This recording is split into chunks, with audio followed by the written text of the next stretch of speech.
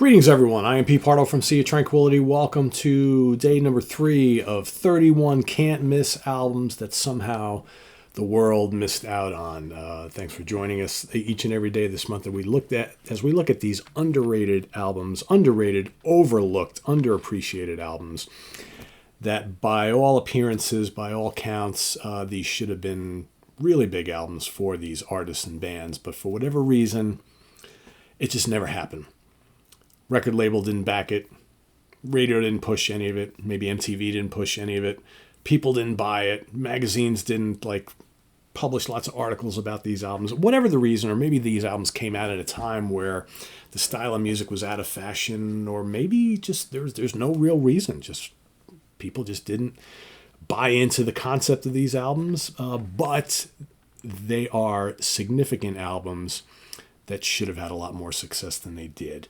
And in a lot of cases, a lot of the albums I'm going to be talking about this month are albums that over time have gained the respect and adulation of music listeners. But at the time, they were deemed as failures, right? So today for pick number 3, or day number 3, this is a good one. This is the 3rd studio album by this American band. It was released on May 18th, 1993.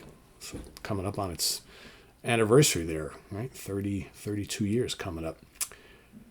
Produced by Mike Shipley and Kip Winger for Atlantic Records. I'm talking about Pull by Winger. There it is right there. Rich Catino, this one's for you, my friend.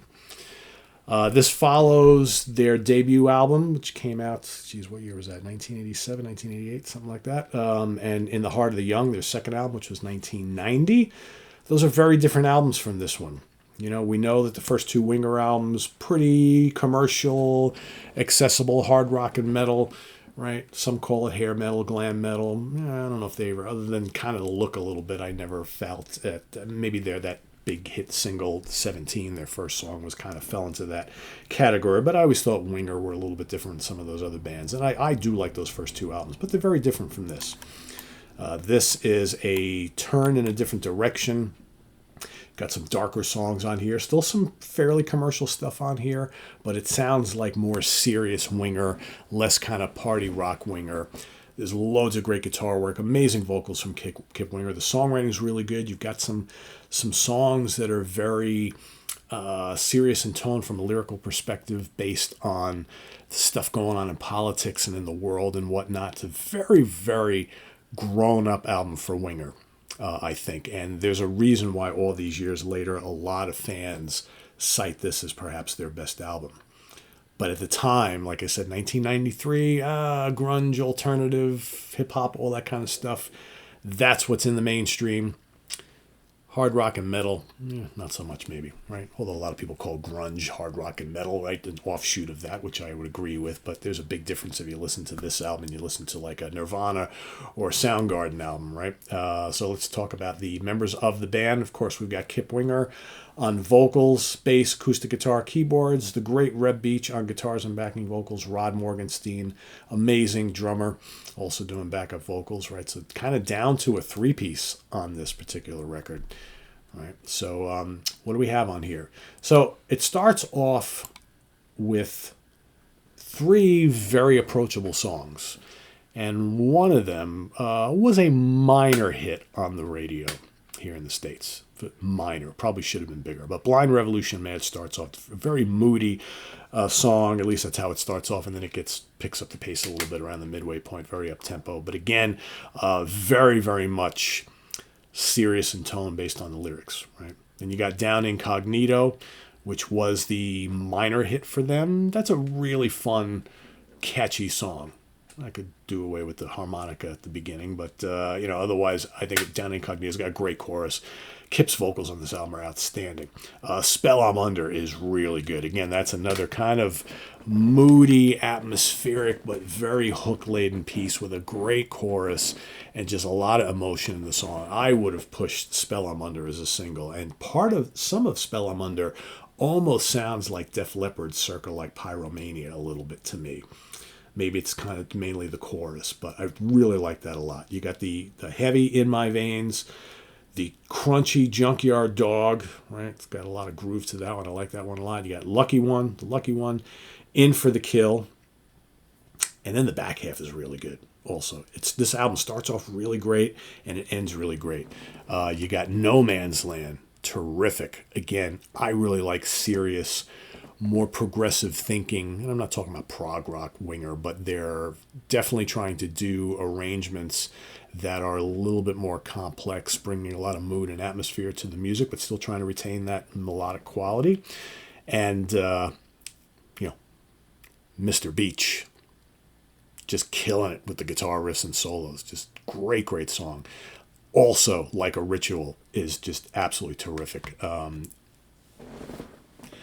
I just can't say enough about this guy's guitar playing. I've always been a big fan of Reb Beach. I obviously have loved what he's done in Whitesnake for all these years, but I really, really find that, he's a guy who always got overshadowed by some of the other guys who were kind of hot at the time, right? Whether you're talking about, of course, Eddie, right, Eddie Van Halen, but like more specifically like Warren D. Martini and George Lynch and Nuno Bettencourt, right? Those were kind of the later, of course, Satriani and Vai as well, but I always thought Reb Beach was right up there with those dudes, and I still do. I think he's a fantastic player.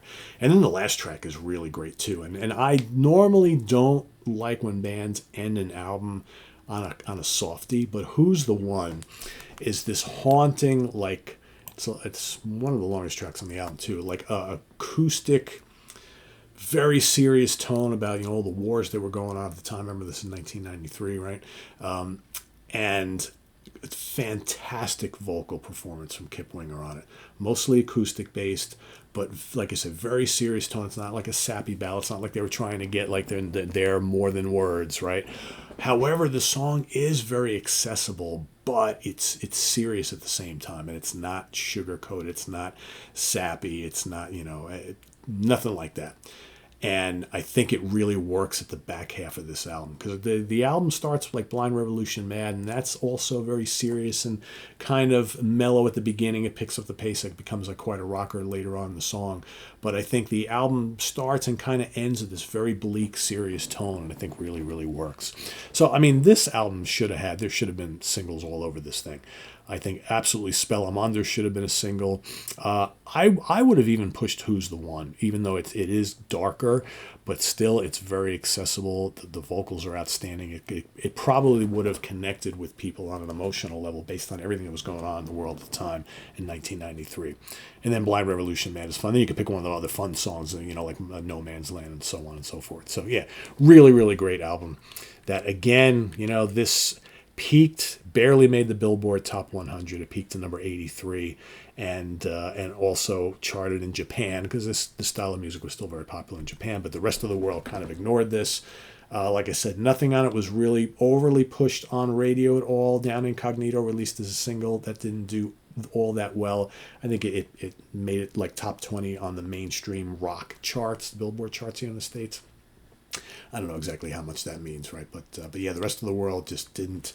I think it moved on from stuff like this, sadly. But like I said, the great thing is all these years later, the core Winger fans, and I think a lot of hard rock and metal fans have looked back on this album favorably. And I've heard many people say that this was a completely missed opportunity for the record label and for the general music public, because this is probably, if it's not the best album, it's one of their top 2 best albums that they've ever released. And they've released some really good ones after those first 2, right?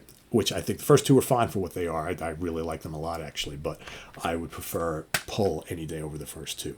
But that's just me.